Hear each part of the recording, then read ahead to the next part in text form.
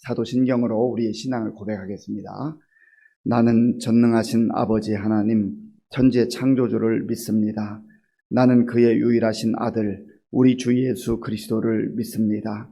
그는 성령으로 잉태되어 동정녀 마리아에게서 나시고 본디오 빌라도에게 고난을 받아 십자가에 못 박혀 죽으시고 장사된 지 사흘 만에 죽은 자 가운데서 다시 살아나셨으며 하늘에 오르시어 전능하신 아버지 하나님 우편에 앉아 계시다가 거기로부터 살아있는 자와 죽은 자를 심판하러 오십니다. 나는 성령을 믿으며 거룩한 공교회와 성도의 교제와 죄를 용서받는 것과 몸의 부활과 영생을 믿습니다. 아멘. 하나님께서 오늘 우리에게 주시는 말씀은 시편 17편 말씀입니다.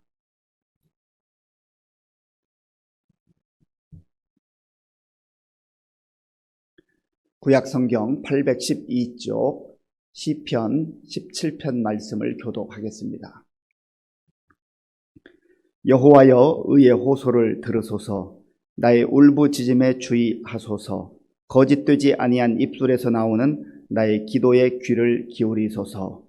주께서 나를 판단하시며 주의 눈으로 공평함을 살피소서.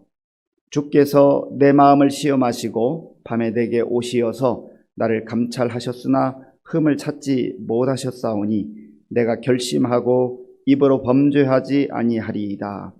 사람의 행사로 논하면 나는 주의 입술의 말씀을 따라 스스로 삼가서 포악한 자의 길을 가지 아니하였사오며 나의 걸음이 주의 길을 굳게 지키고 실족하지 아니하였나이다. 하나님이여 내게 응답하시겠으므로 내가 불렀사오니 내게 귀를 기울여 내 말을 들으소서. 주께 피하는 자들을 그 일어나 치는 자들에게서 오른손으로 구원하시는 주여 주의 기이한 사랑을 나타내소서. 나를 눈동자같이 지키시고 주의 날개 그늘 아래에 감추사 내 앞에서 나를 압제하는 악인들과 나의 목숨을 노리는 원수들에게서 벗어나게 하소서. 그들의 마음은 기름에 잠겼으며 그들의 입은 교만하게 말하나이다. 이제 우리가 걸어가는 것을 그들이 애워싸서 노려보고 땅에 넘어뜨리려 하나이다.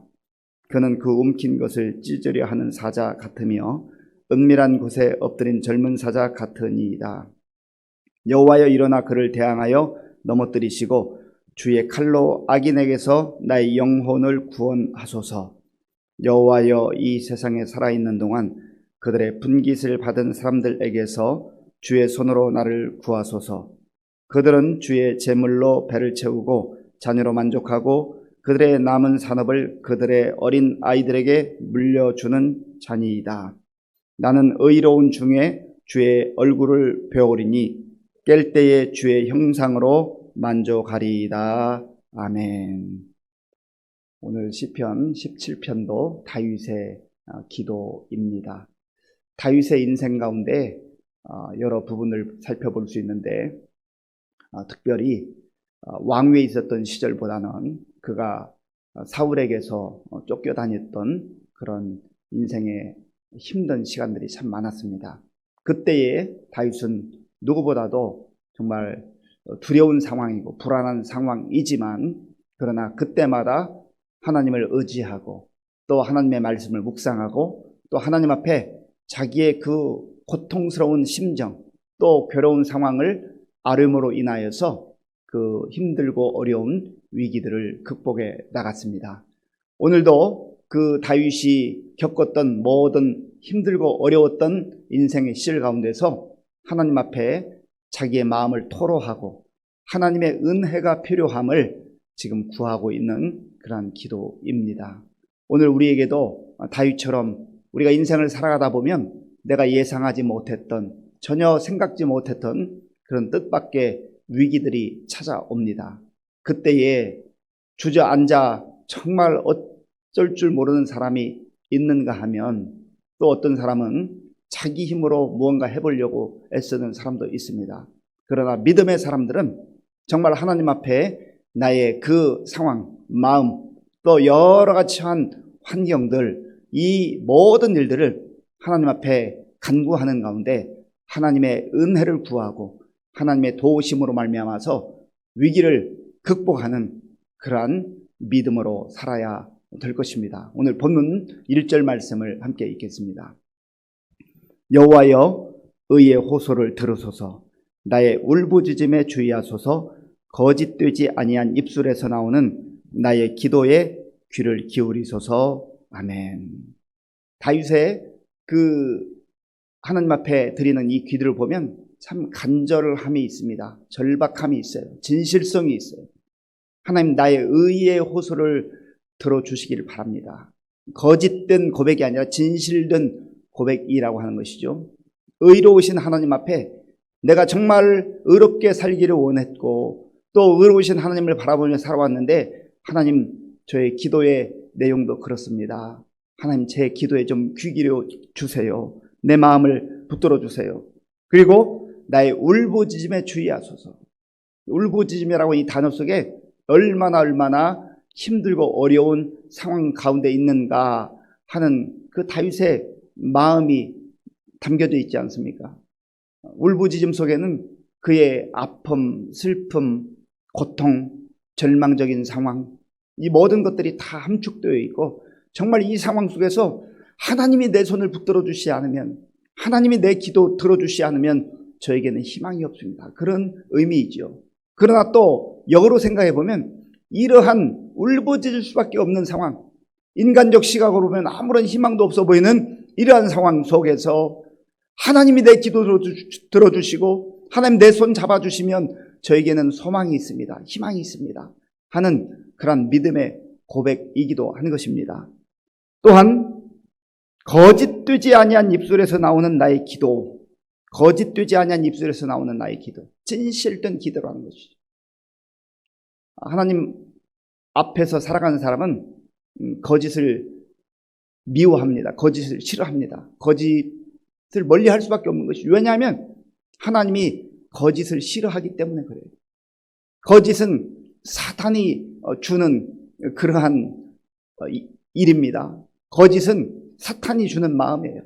그래서 하나님 앞에 서는 사람은 늘 있는 모습 그대로 진실된 모습으로 나아가고 그의 기도 한마디 한마디가 진실된 그런 기도여야 하는 것이죠. 거짓이 혼합되지 않은 그러한 기도. 그래서 들으소서, 주의하소서, 귀를 기울이소서. 하나님이 들어주셔야 되겠습니다. 하나님이 내 억울함을 이거 풀어주셔야 되겠습니다. 하나님께서 나의 이 어려운 상황, 다급한 상황 가운데서 건져 주셔야 되겠습니다. 여호와여 하고 여호와 하나님을 부르는 것이죠. 또한 이 다윗은요, 하나님 앞에 이제 자기의 마음과 함께 하나님이 어떤 분이신가라고 하는 것을 고백하는데 2절 말씀을 제가 읽어보겠습니다. 2절입니다. 주께서 나를 판단하시며 주의 눈으로 공평함을 살피소서. 주께서 나를 판단하십니다. 하나님, 저는 하나님 앞에 있는 모습 그대로 다 드러내놓기를 원합니다. 그리고 진정한 판단자는 세상 사람도 아니요, 나 자신도 아니요, 오직 하나님이십니다. 하나님만이 정확하게 판단하실 수 있는 유일한 판단자이십니다. 하나님만이 판단하실 수 있습니다. 하나님만이 옳게 바르게 판단할 수 있습니다. 세상 사람들이 이러쿵저러쿵 해도 저는 하나님 앞에서 살아가는 인생인데 하나님께서 나를 판단해 주시기를 바랍니다. 그리고 주의 눈으로 공평함을 살피소서. 판단할 때 사람이 치우치는 경우가 얼마나 많아요. 내가 아는 사람이기 때문에 그쪽으로 마음이 쏠리기도 하고, 누군가 뇌물을 갖다 주면 그쪽으로 쏠리기도 하고, 또 나름대로 공평하게 한다고 하지만 내 생각이 짧아서 보는 시야가 그것밖에 안 돼서 전체를 보지 못하기 때문에 공평할 수 없는 게 인간의 연약함입니다. 인간의 부족함이에요. 그런데 다윗은 하나님께서는 공평하게 판단하시는 판단자가 되십니다. 라고 하나님께 모든 억울함과 또 고통을 호소하고 있는 것이죠. 그리고 이 다윗은요, 3절에서 정말 그 마음을 또 아뢰고 있는데요. 3절을 같이 읽어보겠습니다. 주께서 내 마음을 시험하시고 밤에 내게 오시어서 나를 감찰하셨으나 흠을 찾지 못하셨사오니 내가 결심하고 입으로 범죄하지 아니하리이다. 아멘. 하나님께서 내 마음을 시험하시고 다 살펴보신다는 것이죠. 시험한다고 하는 것은 테스트하는 거 아닙니까? 이 모든 마음을 다 하나님께서 테스트해 보시고 눈여겨보시고 검증해 보시고 그리고 밤에 내게 오셔서 나를 감찰하시나. 여기서 감찰하다라고 하는 단어는 차라프라고 하는 단어인데요, 정죄하다라고 하는 뜻이 있고요, 불순물을 제거하다라고 하는 뜻이 있어요. 하나님께서 내 마음을 살펴보시고 내 모든 인생을 살펴보셨는데 하나님이 지금까지 나의 모든 불순물들을 다 제거하심으로 주께서 내 마음을, 내 삶을 감찰하시고 또 시험하시고 살펴보셔도 흠이 없었습니다. 이 말은요, 나는 주님 앞에서 완벽한 인생을 살았습니다, 저는 죄를 하나도 짓지 않았습니다, 그런 의미가 아니에요.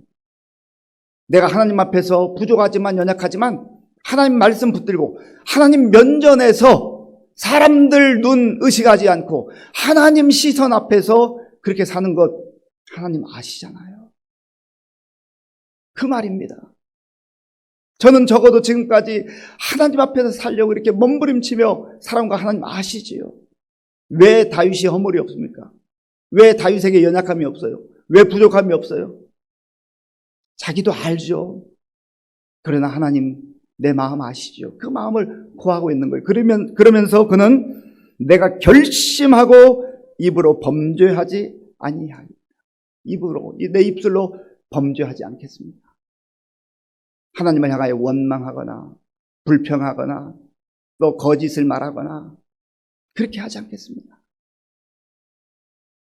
참 이 다윗의 겸손한 태도가 여기에 깊이 배어 있습니다. 그리고 다윗이 살아왔던 그 삶의 근거들에 대해서 말하고 있는데요, 제가 4절 그리고 5절, 4절과 5절을 읽어보겠습니다. 사람의 행사로 논하면 나는 주의 입술의 말씀을 따라 스스로 삼가서 포악한 자의 길을 가지 아니하였으며 나의 걸음이 주의 길을 굳게 지키고 실족하지 아니하였나이다. 아멘.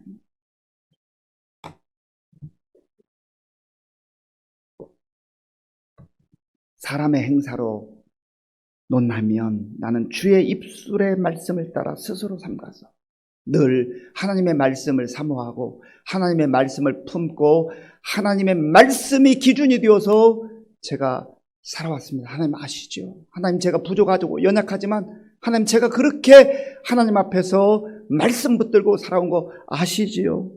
나의 걸음이 주의 길을 굳게 지키고 나의 걸음이 주의 길을 굳게 지키고 죄악의 길, 쾌락의 길, 멸망의 길, 세상의 길, 그 길로 가지 아니하고 주의 길로 제가 살아왔습니다. 하나님 아시지요?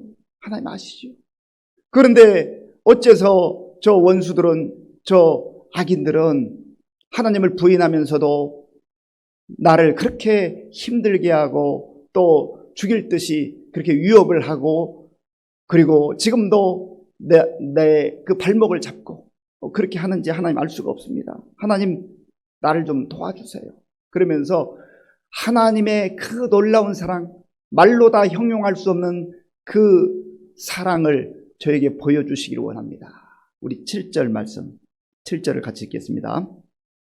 주께 피하는 자들을 그 일어나 치는 자들에게서 오른손으로 구원하시는 주여, 주의 기이한 사랑을 나타내소서. 아멘.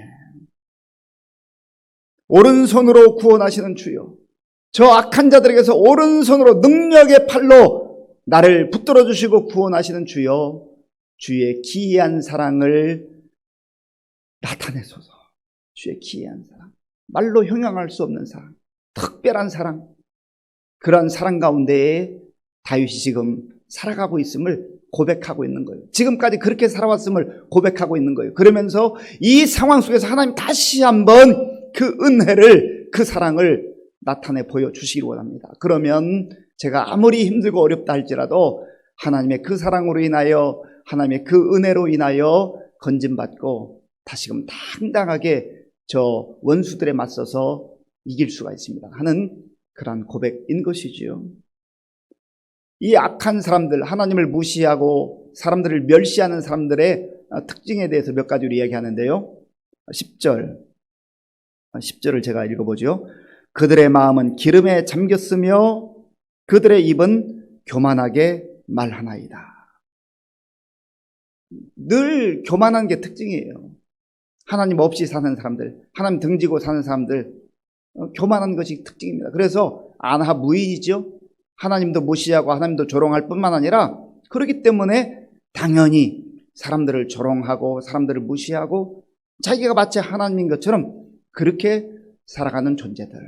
자기 이익을 위해서라면, 자기가 원하는 것을 성취하기 위해서라면 다른 사람의 그 아픔과 고통은 전혀 생각하지 않냐고, 그들의 목숨을 빼앗는 것도 아주 쉽게 생각하는 그러한 교만한 무리들의 모습을 말하고 있는 것이죠. 그들의 그 교만한 모습이 얼마나 포악한 형태로, 위협적 형태로 나타나는가. 11절, 12절을 같이 읽어보겠습니다. 이제 우리가 걸어가는 것을 그들이 애워싸서 노려보고 땅에 넘어뜨리려 하나이다. 그는 그 움킨 것을 찢으려 하는 사자 같으며 은밀한 곳에 엎드린 젊은 사자 같으니이다. 아멘.